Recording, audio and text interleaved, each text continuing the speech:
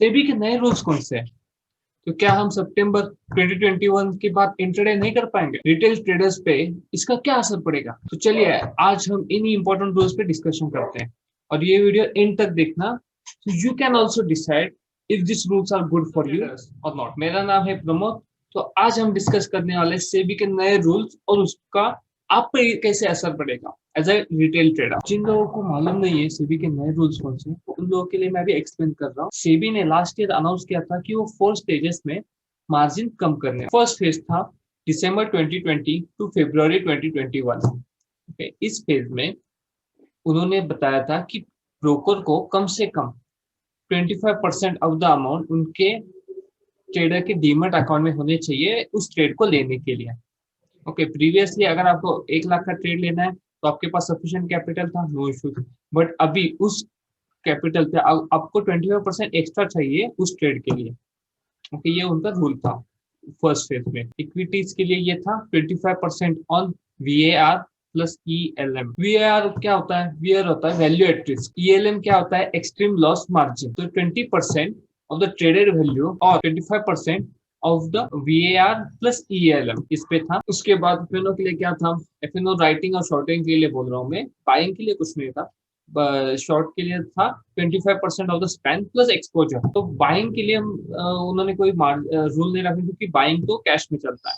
Okay, तो phase 2 में उन्होंने क्या इम्प्लीमेंटेशन किया कि जो भी ट्रेड आप ले रहे हो उसका 50% ऑफ द अमाउंट आपके डीमैट अकाउंट में होना चाहिए।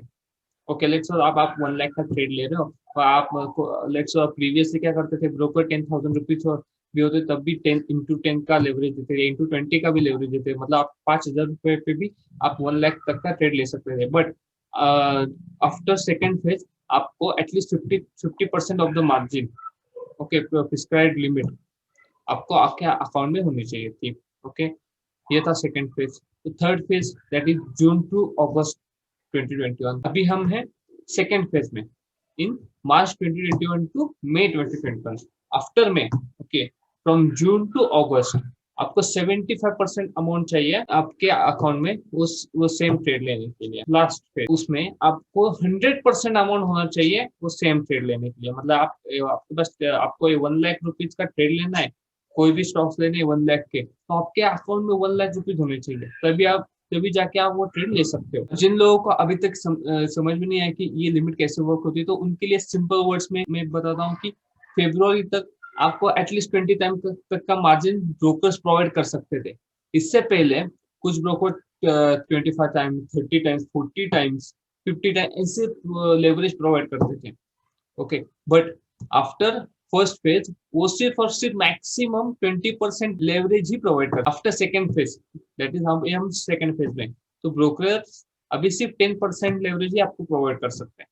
After third phase brokers maximum 7% की लेवरेज, मतलब 7 टाइम्स ही लेवरेज आपको प्रोवाइड कर सकते हैं। बट आफ्टर अगस्त ब्रोकर्स आपको सिर्फ 5 टाइम्स ही लेवरेज प्रोवाइड कर सकते हैं। और आफ्टर सितंबर ब्रोकर्स आपको 0 लेवरेज प्रोवाइड करेगा। आपके अकाउंट में पूरे कैश अमाउंट होना चाहिए सेम ट्रेड को लेने। अगर आपको ये रूल्स और डिटेल्स में पढ़ना है तो मैं इस आर्टिकल की लिंक डिस्क्रिप्शन बॉक्स में प्रोवाइड कर दूंगा। तो अभी हमारा मेन टॉपिक है कि सेबी ये न्यू रूल्स अप्लाई क्यों कर रहा है, क्यों वो मार्जिन कम कर रहा है, जिससे कि अभी बहुत सारे ट्रांजेक्शन कम हो सकते हैं ट्रेडिंग वर्ल्ड में। क्योंकि अगर आपने देखा तो इंट्राडे ट्रेडिंग की वजह से ही नॉर्मल मार्केट में ट्रांजेक्शन बढ़ते हैं।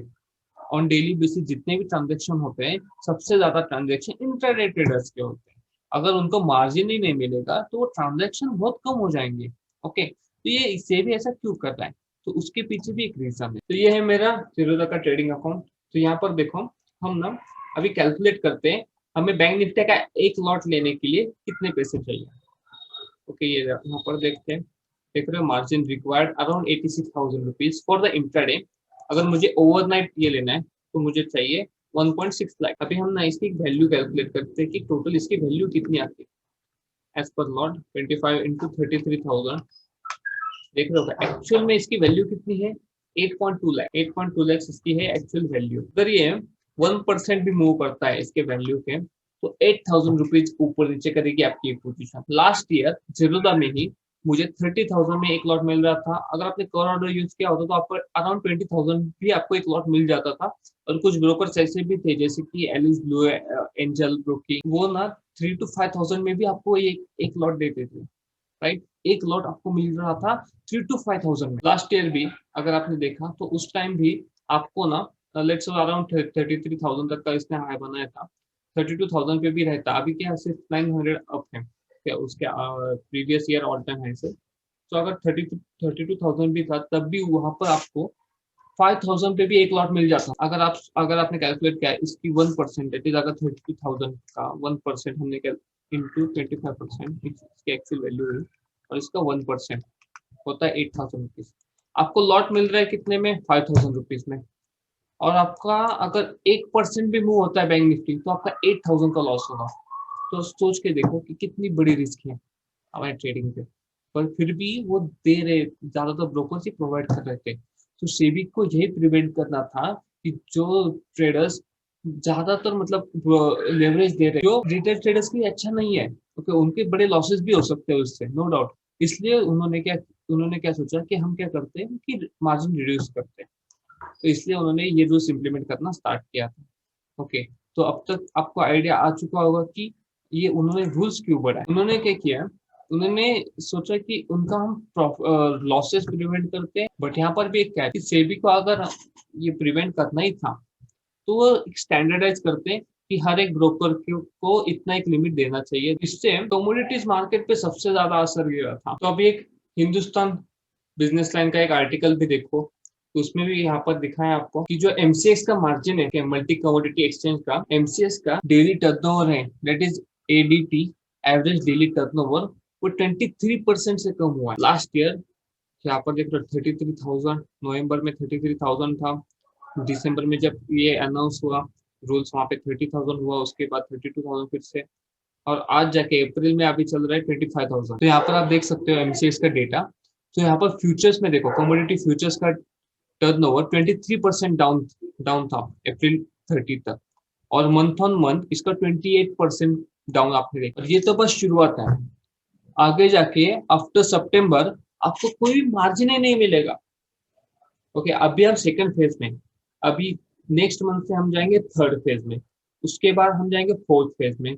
फोर्थ फेज में आप जब जाओगे तो आपको मार्जिन ही नहीं मिलेगा, आपको सिर्फ 100% आपके अकाउंट में होने चाहिए, तभी जाके आप उसका ट्रेड ले सकते हो। मतलब आप कैश में और इंट्राडे में कोई डिफरेंस ही नहीं रहने वाला है। तो आप ही बताओ कि ये रूल्स हमारे लिए अच्छे हैं या फिर बुरे हैं। आगे जाने से पहले मैं आपको कुछ डेटा दिखाना चाहता हूँ। तो आगे बढ़ने से पहले अभी मैं आपको कुछ डेटा दिखाना चाहता हूँ। ओके, ये एनएससी की ऑफिशियल वेबसाइट, यहाँ पर जाके आप इक्विटीज में जाके आप हिस्टोरिकल डेटा चेक कर सकते हैं। ओके, ये है फर्स्ट डेटा अप्रैल 2020 का। यहाँ पर हम ट्रेडेड वैल्यू देखने वाले हैं 31,000 करोड़, 31,000 करोड़। ओके, तो ये था अप्रैल 2020 का डेटा, और ये है अप्रैल 2021 का डेटा, अराउंड 58,700 करोड़। सो ये अराउंड लास्ट ईयर था 31,000 करोड़, और इस साल है 58,000 करोड़। सो ये अराउंड 2 गुना बढ़ चुका है टर्नओवर। इतना ज्यादा टर्नओवर क्यों बढ़ा है? ज्यादातर लोगों को इसका आंसर पहले से मालूम होगा, क्योंकि लास्ट ईयर लॉकडाउन में ही, सिर्फ और सिर्फ लॉकडाउन में April to September around 6.3 million demat account open हुए थे। ये इंडिया.com का ये डेटा साइट है, यहाँ पर आप डेटा चेक कर सकते हो।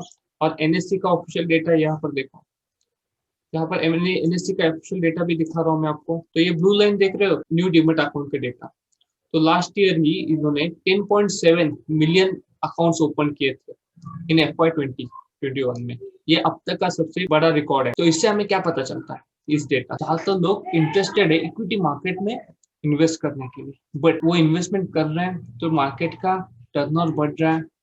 ओके, जो लोग अभी ट्रेड कर रहे हैं, ओके, ज्यादातर लोगों को पता ही है कि किन लोगों को सबसे ज्यादा प्रॉफिट होता है, कौन लोग लॉस में रहते हैं, कौन लोग प्रॉफिट में रहते हैं।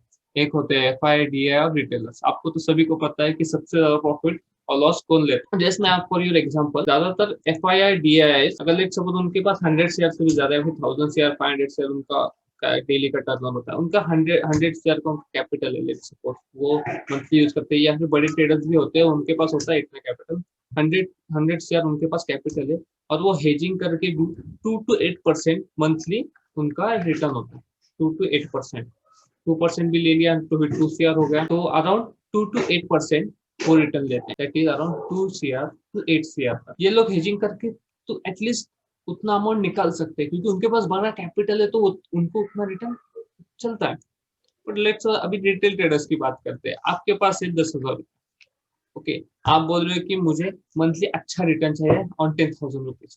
तो 10,000 रुपीज पे अगर आप हेजिंग करके भी 2% या फिर लेट्स मैक्सिमम 8% या फिर लेट्स 10% भी लेते हो, 1,000 तक का ही आपको रिटर्न मिलने वाला ऑन 10,000। अगर आपको 10,000 रुपए कमाने मंथली ऑन हेजिंग तो आपको एटलीस्ट 1 लाख रुपीज चाहिए। पर आपको पता है आप हेजिंग भी नहीं कर सकते 1 लाख पे, आपको एटलीस्ट 3 to 4 लाख रुपीज चाहिए हेजिंग करने के लिए। हाँ, नो डाउट आपको इंट्राडे में ले सकते हो, बट आपको कैरी फॉरवर्ड में हेज करने पोजीशन उस पे भी आपको कम मार्जिन में आपको पोजीशन मिल सकती है। But there are different strategies for hedging that will require more than 1 or 2 lakhs above capital just to take 1 lakh और 2 lakh। ओके, ऑप्शंस का वो लेग्स पे ट्रेड चलता रहता है। अगर आपको फ्यूचर्स में हेज पोजीशन लेना है तो मैं किसी को भी सजेस्ट नहीं करता 1 लाख के बिलो कैपिटल होगा तो। नो डाउट आपको मार्जिन मिल जाएगा, अगर आपने ऑप्शन में बाय किया तो आपको स्प्रेड पे मार्जिन मिलता है। बट मैं किसी को भी सजेस्ट नहीं करता बिलो 1 लाख के वो ट्रेड लेने के लिए। अगर आपके पास कम से कम 1 लाख कैपिटल नहीं है तो उस पर ट्रेड मत लेना फ्यूचर। तो ये किन लोगों के लिए बेनिफिशियल है, आप ही सोचो।